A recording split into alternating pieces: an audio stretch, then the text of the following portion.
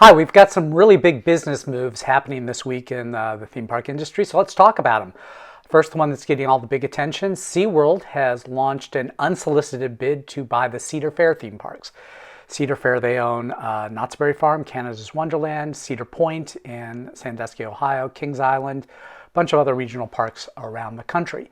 SeaWorld has offered basically about $3.4 billion for the Cedar Fair chain, which would then give them control of those parks if the deal were to go through.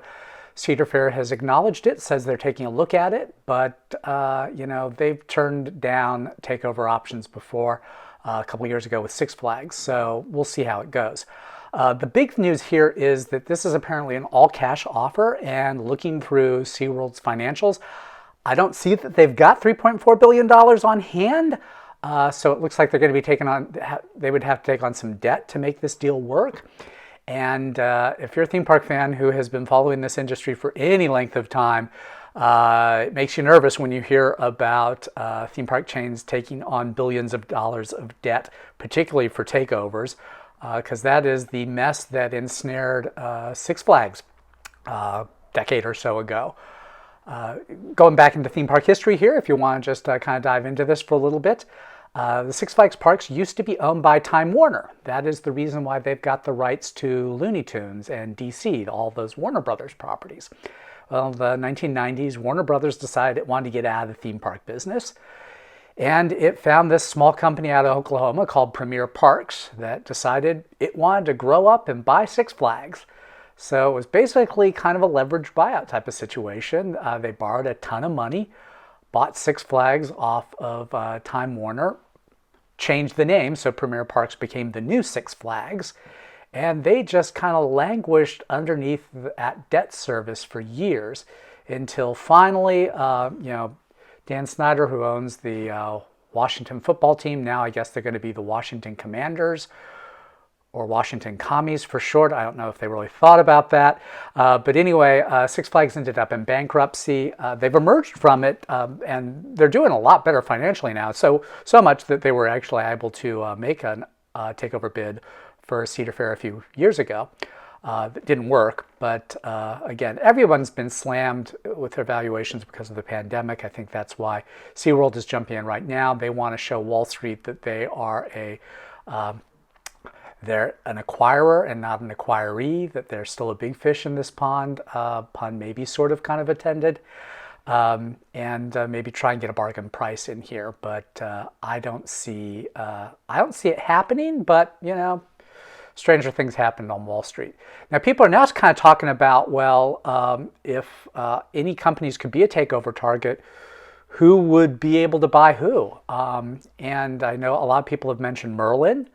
Now, I don't know that SeaWorld definitely doesn't want to be bought. They want to be looked as their acquiring companies. So I think it's kind of a non-starter to talk about Merlin acquiring SeaWorld. There's also a thing in Merlin's corporate policies where they don't do marine mammals like dolphins and orcas. So SeaWorld would have to get rid of those if any type of deal with Merlin were to go through. And SeaWorld traditionally has been kind of the buyer of last resort for large marine mammals around the world. If you're running some type of sketchy marine park someplace and you need to get rid of your orca, it's always been SeaWorld that ends up buying it off of you. These days, with the emergence of China, I think if SeaWorld really decided that we're not going to wait for our orcas just to go through the rest of their natural life, we want to sell them off to somebody right now, I think China would be the destination. Chimelong Ocean Park or some of the other companies in China would probably be willing to take some of those large marine mammals off SeaWorld's hands. Now, obviously, though, I mean, unlike what a lot of clueless people said, you would never release animals born and raised in captivity into the wild. That is a death sentence. It is cruel. If you're in a marine park, you need to go to another marine park. Now, obviously, standards vary wildly on conditions there, but that's just such a big deal that I don't see that thing kind of happening, particularly because SeaWorld doesn't want to get bought. Now, who else might be able to go after Cedar Fair if Cedar Fair is suddenly in play?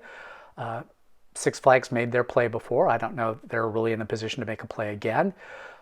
But if you're going to talk about Merlin going after something, I think Cedar Fair is a better fit for them if they want to buy a U.S. theme park company than SeaWorld is. I think the Cedar Fair parks kind of mesh really well with some of the parks that Merlin has over in Europe, like Alton Towers and Gardaland and Thorpe Park and all of that. Those feel to me kind of, in the same range as Cedar Fair parks. It would certainly expand them. We talked on the site a couple weeks ago about Peanuts and how viable that is as a kids franchise these days. Obviously, huge appeal to Gen X and Boomers and even Zennials.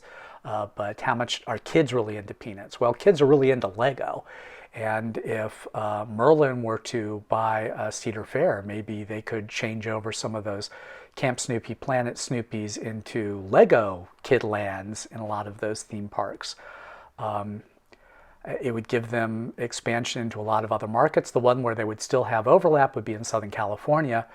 Knott's Berry Farm would probably hold on to Camp Snoopy as it was the original, and Snoopy has that strong California history. And there's Legoland California down the road. But a combo Knott's Legoland California ticket, I think that ticket could help both parks immensely. So no word at all that that's something that's out into play, but if you want to play the speculation game, which you are always welcome to do in the comments on all of our Theme Park Insider blog posts, I think Merlin going after Cedar Fair, hey, let's start that rumor. Speaking of Merlin, however, that's the other big business news that we've got this week. And this one isn't speculation. This one isn't a proposed deal. This one is a done deal. It is happening.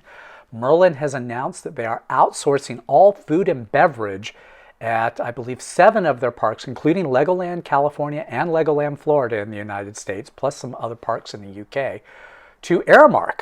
Aramark is a huge food services organization. They do stadiums, they do hospitals, they do college campuses.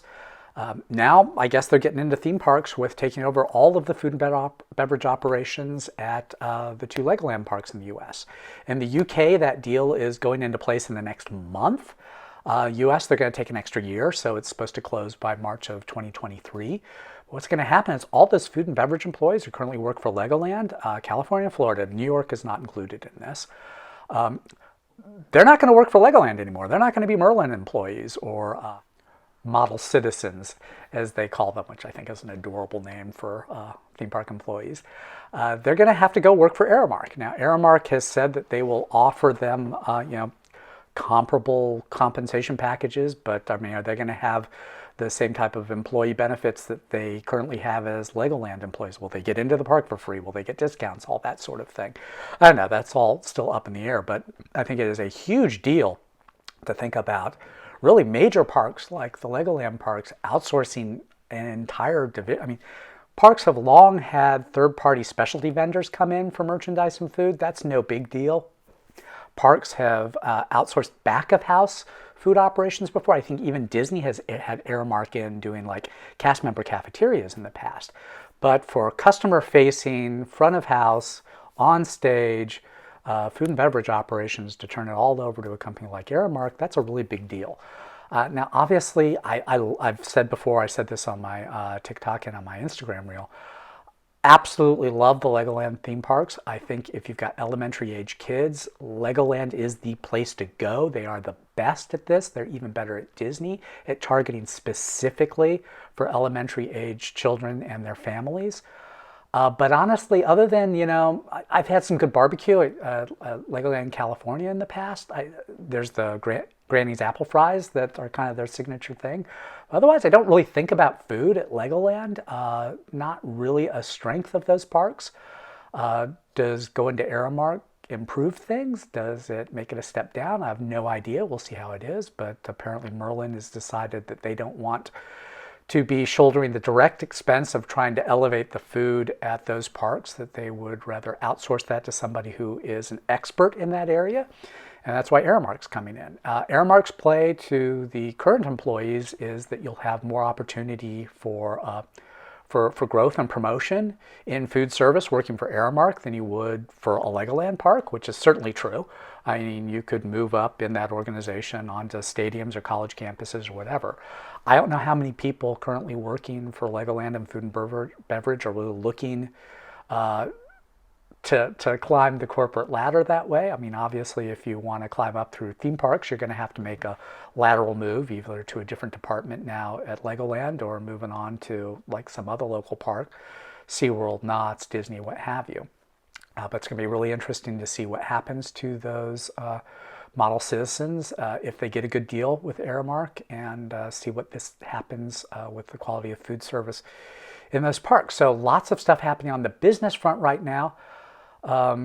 Obviously, we like to talk about what's happening with the customer experience, but for a lot of you theme park fans out there, we are Theme Park Insider. We want to bring you inside what's happening in the industry. It's important to know what's happening on, in the business suites right now. And we've got that one takeover thing happening. We've got that outsourcing thing happening. But again, lots of stuff happening in the parks as well this week. All these stories are on the front page of themeparkinsider.com right now if you want to go check it out. We've started a Lunar New Year at the Disneyland Resort, just started at Universal Studios in Hollywood. That's kind of the West Coast thing. On the East Coast, it's more Mardi Gras. That's going on right now at Universal Studios Florida at Universal Orlando, which finally brings us to how I'm going to wrap this up with our theme park ticket deal of the day.